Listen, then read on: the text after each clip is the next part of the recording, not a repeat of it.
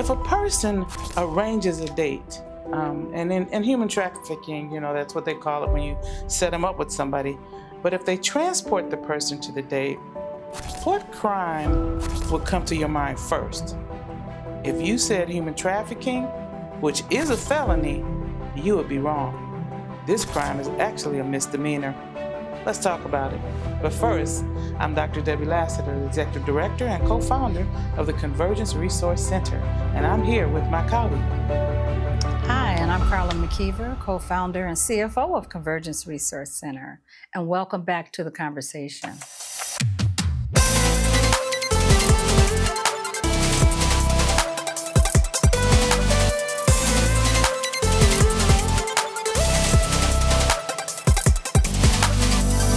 Well, so there is a crime, and it's statute 944.33, and it is called pandering. And the overall definition is whoever does any of the following is guilty of a Class A misdemeanor. Now, there are a whole list of things here. Soliciting a person to have intercourse and they're not married to the person, facilitating the person or bringing the person to the other person. These are all pandering, which is a misdemeanor. Confusion kind of comes in when you start looking at the definition for human trafficking. Do you see any similarities, Carla? There's quite a few similarities. I mean, especially with involving yourself in a sex act or soliciting the sex act or having someone perform a sex act. So in human trafficking, this is a felony. But in pandering, it's a misdemeanor. And it's so close. It's so very close, but it's often the difference between the person actually spending time incarcerated and not. But pandering also has a part of it which could land you in prison, but you have to do quite a bit and be caught quite a few times. Whereas in human trafficking, the very first time, it is that. Now, I was looking at a case, and in this particular case, these four gentlemen, which did what looked very closely like human trafficking, were charged with pandering. So they paid a fine. A fine? A fine. Okay. And had a misdemeanor, and they had no time in prison and no got to come back and do anything. You didn't have to be under supervision or anything. But from the victim's perspective, it looked a lot like human trafficking because they transported her to one place. The men that were coming to see her were being facilitated by these gentlemen, one or other of these gentlemen. And I'm just wondering, in your mind, what would be the difference to actually make that pandering and not human trafficking? Or is it subjective and left up to whoever made the arrest or whoever charged the case?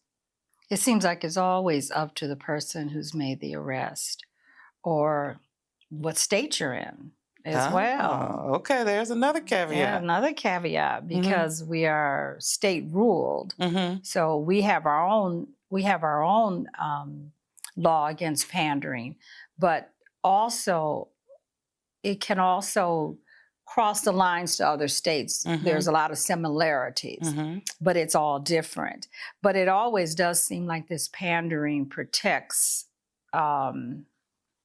the other person. I don't want to say... Does it not? Doesn't it? Yeah. Because if every case is charged as pandering and not human trafficking, then your state or your county will look like you don't have human trafficking going on. When actually, it is the difference between a few things that make it pandering and not human trafficking. We know that the definition of human trafficking includes fraud, force, or coercion. Right. But how many times was the person who's being the, for lack of better words, product in this situation, were they lied to? Were they coerced? But if it's pandering, doesn't matter. No, because they're not speaking on the victim. They're really only speaking on the person that solicits. Exactly. And they're protected. And I think if we even look back at some cases and if we've looked back over the years, they've always been protected. Yeah, they've always been protected. It's never been, it's always arrest the women, but I never see men coming and being arrested along with the women. You are now. Yeah. You're seeing more of it now because the law changed. And so the law now defines part of human trafficking as actually purchasing the sex act. So the line is so thin, that because you're purchasing the sex act still, and pandering says that that's what you're doing, but pandering says that you're the one providing the person to be used in the sex act. So doesn't that make you a trafficker? It should, you would think, in our definition. Would you not? Yes, but I was going to tell you about, I know you've read it already, but about in Oshkosh, where they arrested, 9 men for pandering. And it's like, what? In Oshkosh? Because you would think things are only happening in one county. Yes. Right. It's not happening all over Wisconsin. And I speak on Wisconsin because that's where we are. But these 9 men that were arrested during it was an undercover human trafficking investigation. The police say the men range in age from 20 to 55 because there is no age limit. That's right. And they were from Oshkosh, Kimberly, I think it's Wayawega. And Sturgeon Bay, Sheboygan, Neenah, Fond du Lac, and Texas. But listen, these 9 men were arrested in a human trafficking sting, and not a single one of them was charged with human trafficking. No. They were all charged with pandering. Now, hey, I'm not trying to tell law enforcement how to do their job, but what I'm saying is this was not a pandering sting. This was a human trafficking sting, and somehow neither one of these men will have a felony on their record. They will pay a fine and move on. And I don't know what happens to the victim because I didn't see anything in there about saying services were provided or anything, because you don't have to provide those if it's pandering. Well, you don't, but the Oshkosh police did say, they have put out a statement, and they said for a variety of reasons, it's kind of hard for human trafficking victims to get out of these situations. We partner with local nonprofits. That's what it says. What human trafficking victim? This was pandering. Right. You see what I mean? Right. And so that's why I'm kind of like, wait, what is this? What's this? Mixed messages. Exactly. Mixed and messages. So then, what we know about human trafficking is it's supposed to involve fraud, force, or coercion. But somehow these waters are so murky. And I can remember a while back, there was a press conference, and it was brought out that in a lot of counties in Wisconsin, human trafficking is not charged. Pandering is charged. So then when you look at the statistics, it looks like human trafficking is only happening in certain areas, right? Because pandering doesn't show up alongside human trafficking. No, because pandering also can be accompanied by or related to robberies, thefts, assaults, drug dealing, possession, and sexual assaults. But so can human trafficking. Right. So I guess I'm confused. We like to hear from the viewers. I'd like to hear from the viewers to see, are they clear on it? Are they confused by it as I am? Because I can tell you, I'm completely confused by this one. They don't say anything about fraud, force, or coercion, but was it even looked at?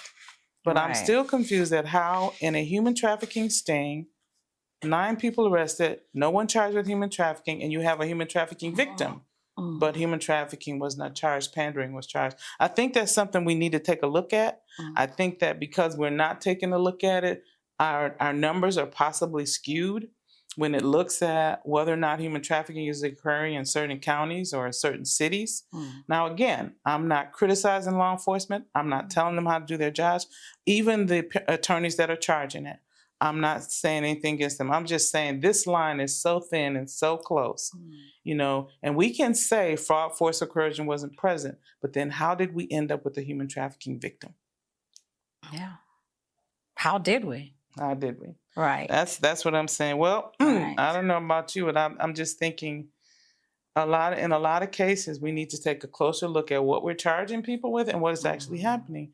And you brought out that, sometimes, a lot of times, we're protecting the perpetrator. Yes. We're protecting their reputation. Yeah, we're saying names and we're saying, well, this was just pandering. This wasn't human trafficking. So those 9 men in another state at another time in another city in Wisconsin might have been charged with human trafficking. I can't find, and and I'm happy for somebody to, make a comment and let us know what was the difference. Right. What was it that made them say, oh, this is pandering, not human trafficking. I'm just interested in knowing. And there's been no update on this, on these charges. There's nothing to update. In pandering, you pay a fine and move on. You could be pandering again next week. Yeah, that makes no sense. That's how that goes. And so we do want to say to folks, though, however, if you come across a situation where you believe that is human trafficking, you can call the National Human Trafficking Hotline at 1-888-373-7888. And if in a situation you are a person who was all the people charged with pandering, but you believe you're a human trafficking victim, you can still call for assistance. You can call Convergence, or you can call the hotline, or any area, any service area organization in your area. But I am still perplexed. Yeah. I'm perplexed all the time when the perpetrators get treated better than the victims. Ooh. They get treated better. They do. How does that even work? I don't know. Yeah. But that is a good point, that they do get treated better, get treated different. And again, we're not accusing anybody or anything. No. We're not trying to start an argument or anything. We just want to know what was the deciding factor in that being pandering and not human trafficking. So it would be nice to see if other people have views that they can leave it down in the comments. In the comments, and let us know what you think. Yeah. I mean, because everyone is entitled to an opinion. And I want to say this, though, folks. Let us know what you think, right? But no profanity and no accusations. We just kind of want to know pandering, human trafficking. This woman was being sold to these men. Well, that was the sting. There may not have even been a real woman, okay?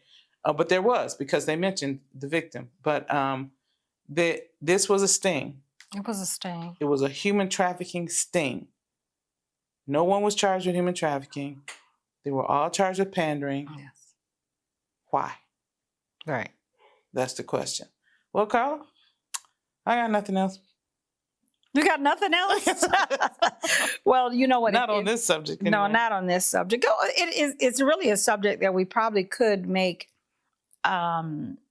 more of even a panel discussion. You could even have more on this, but this is as far as we're going to take it, because we'd like our viewers to be able to leave the comments and see how other people are thinking. It's probably different than the way that we're even speaking on it.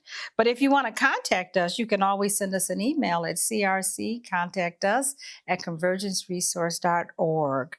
And always, I always want to say, make sure you like and subscribe so we can keep giving you different subjects, things you haven't thought about, things that might be hard to talk about, but things we need to talk about. Because if we don't, they'll never be addressed. There'll never be any change. Right.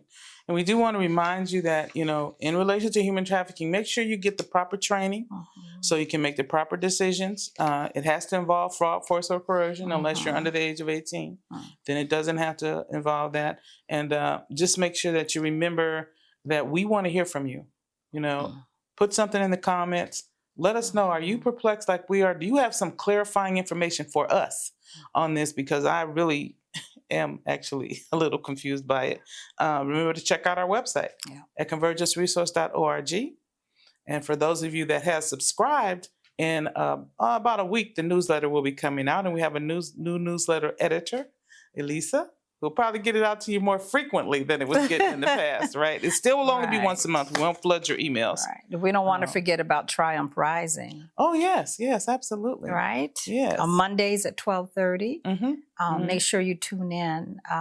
Dr. Lassiter has even more to say on that show. Yeah. So make sure you tune in to that. Yes. And always give us subjects if you want to hear something that's to be discussed. That's right. We do want to hear from you, and whatever subjects you want to suggest or give to us.